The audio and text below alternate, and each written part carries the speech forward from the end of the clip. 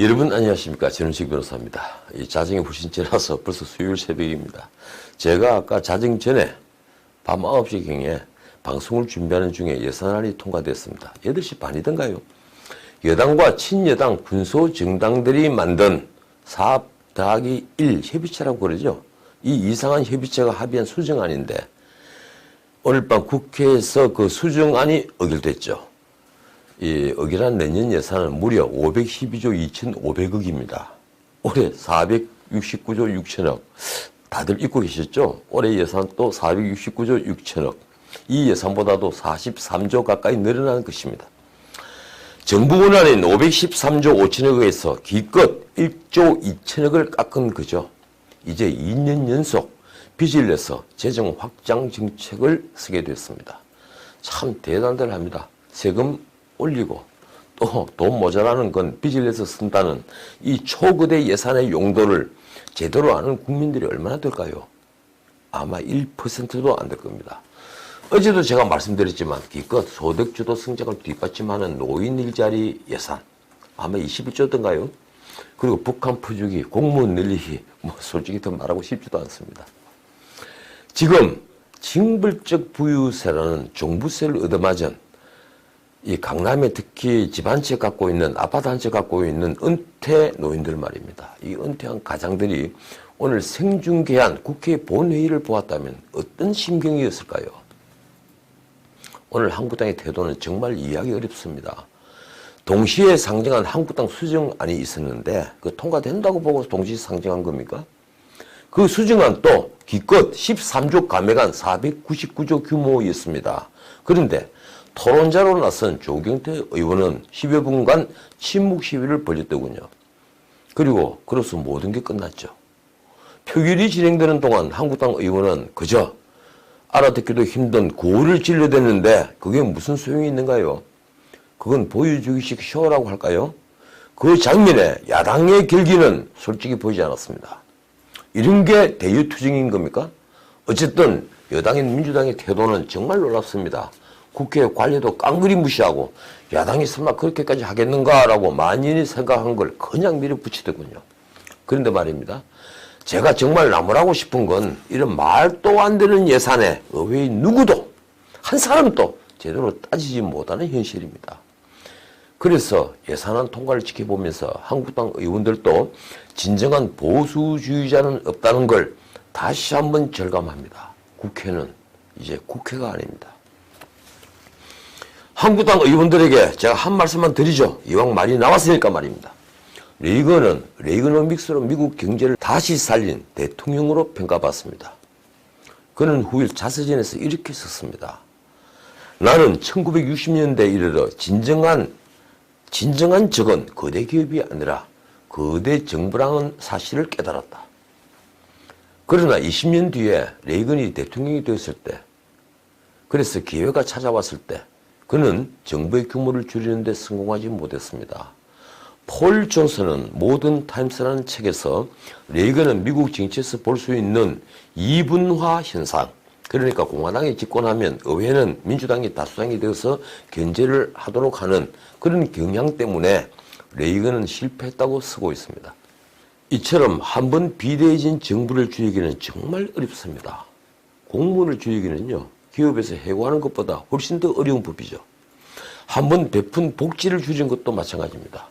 그런데 문재인 정부는 별다른 야당의 반발도 없으니 얼마나 기분이 좋겠습니까? 지금 정부를 마음대로 키우고 있는 중입니다. 어떻든 이제 전국은 다시 꽁꽁 얼어붙었습니다. 한국당 심재철 원내대표는 선출 하루 만에 체면을 완전히 구긴 셈이 됐으니 패스트트랙 법안을 두고 여야 간의 협상도 더 어렵게 되었습니다. 하긴 한국당 안에서 20% 연동형 얘기가 벌써 나와 있더군요. 오늘 아침 조선일보 보도에 있죠. 자, 어떻게 될까요? 제가 언젠가 이 문제를 논평하면서 설마가 사람 잡는다고 했는데 그런 형국이 될 것만 같습니다. 그래서인지 날씨도 참 좋지 못합니다. 날씨가 좀 풀리는가 했더니 오늘은 중국발 편서풍에 실려온 초미세먼지가 온 하늘을 덮쳤습니다. 뿌옇더군요. 내일은 부산 대구까지 덮친다고 합니다. 우리 정부는 아직 미세먼지, 초미세먼지에 대해서 중국에 제대로 말조차 하지 못합니다. 화력발전소 탓이나 하면서도 탈원전 정책을 바꾸지도 않죠. 중국은 이제 이런 문제로 말을 해서는 안 되는 상징이 된 걸까요? 그러니 차량 운행이나 단속하는 게 비상저감 조치의 전부입니다. 참 기가 막히는 시대에 살고 있습니다. 어제 이 방송을 녹화할 쯤에 김부중 전 대우그룹 회장이 별세하셨다는 뉴스가 나왔습니다. 오늘 방송은 일제히 그의 기업가 정신을 찬양하고 있더군요. 그러면서도 그가 남긴 17조 원의 추징금 얘기는 빠뜨리지 않았습니다. 제가 중요한 말씀을 하나 드리죠. 분명한 것은 IMF 때 대우그룹은 통치자의 결정으로 회생되지 못했다는 사실입니다. 논자에 따라 의견은 많이 다릅니다만 대부분 사람들은 10조 정도의 공적 자금이 투입됐다면 대우그룹은 아직도 세계를 누비고 있을 거라고 합니다. 그런데 현대그룹은 그보다 몇 배의 공적 자금을 투입하죠. 그래서 SK는 나중에 하이닉스를 가지게 됩니다. 그리고 현대건설은 다시 현대차 그룹으로 가죠. 그러고도 공적 자금은 절반 정도밖에 회수하지 못했습니다. 자, 대우는 김 회장이 마지막까지 애착을 가졌던 자동차조차 GM에 넘겨졌습니다.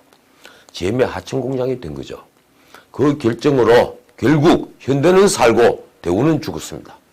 당시 정부의 선택에 먼 훗날 역사가 어떻게 평가할지는 저도 잘 모르겠습니다.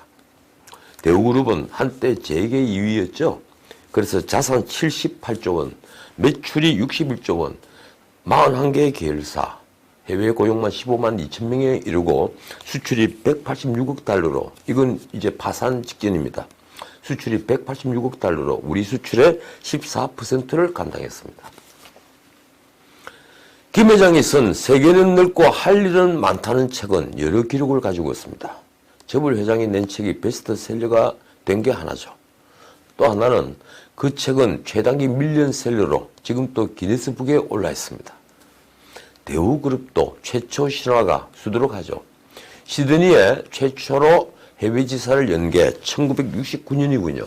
최초로 종합상사가 된 게 1975년입니다. 최초로 북한에 진출해서 남포에 공단을 만들었고 김부중 회장이 북한까지 가죠. 아프리카에도 최초로 진출했습니다. 김 회장의 부친은 박정희 대통령의 스승이었는데 6.25 때 납북이 되었습니다. 또 김 회장은 트럼프의 부동산 개발 사업이 공경에 처하자 이 트럼프와 의기투합해서 대우건설이 뉴욕 맨해튼에서도 가장 비싼 아파트를 짓죠. 그것 때문에 트럼프는 재기하게 됩니다. 만약 대우그룹이 건재했다면 아마도 트럼프 대통령이 한국을 대하는 태도는 많이 달랐을 겁니다. 그러나 무엇보다도 김부중 회장의 가장 큰 공은 지금 50, 60대, 그러니까 저희들 나이죠. 우리가 청년이었을 때 그들에게 꿈을 심어주었다는 겁니다.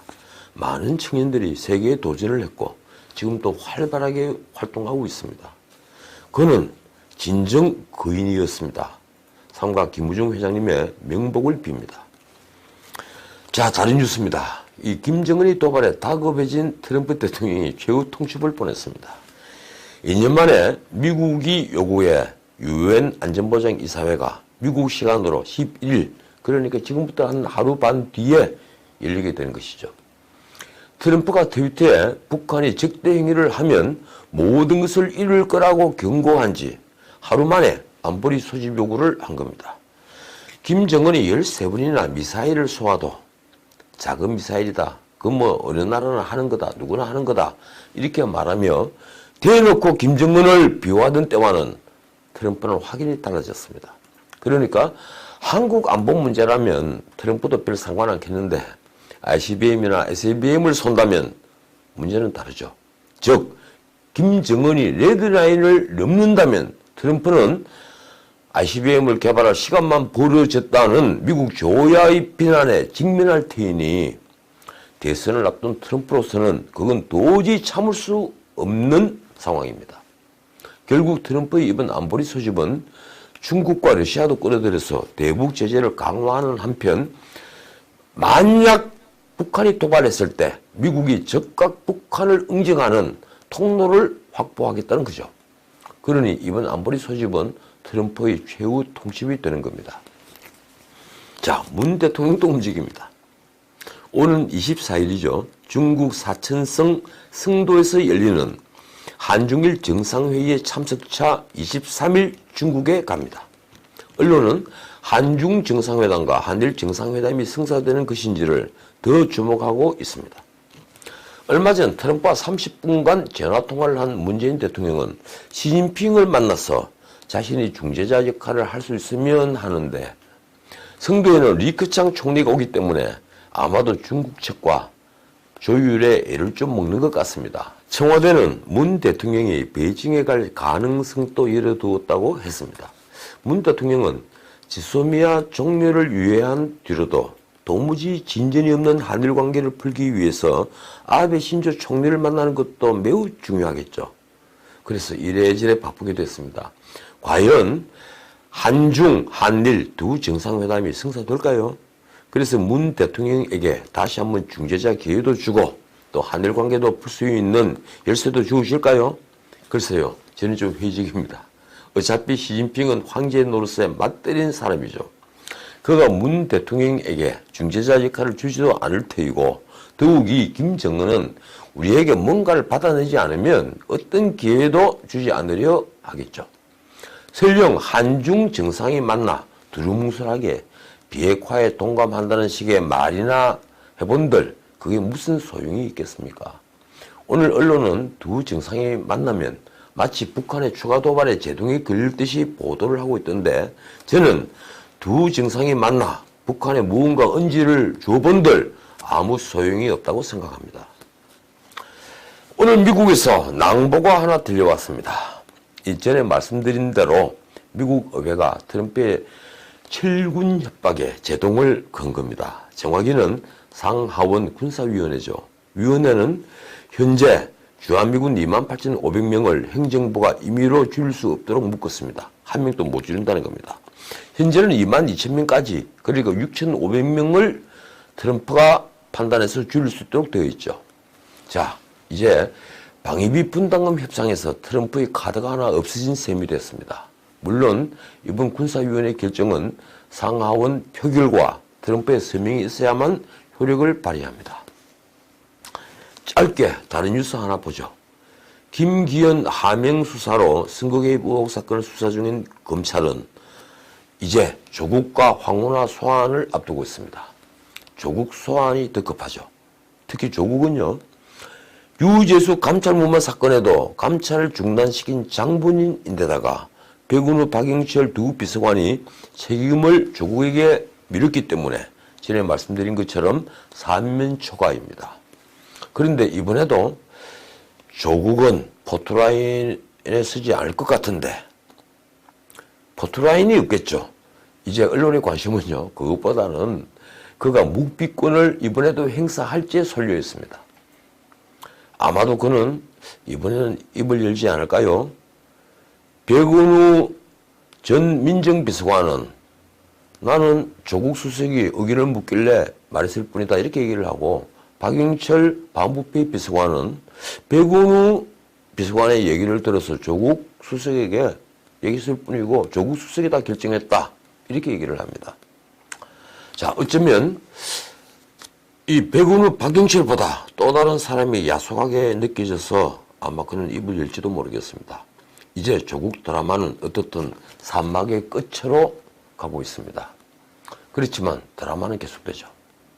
자, 오늘은 여기까지입니다. 겨울밤은 깁니다. 하지만 봄은 옵니다. 내일 뵙죠. 지금까지 전우책이었습니다.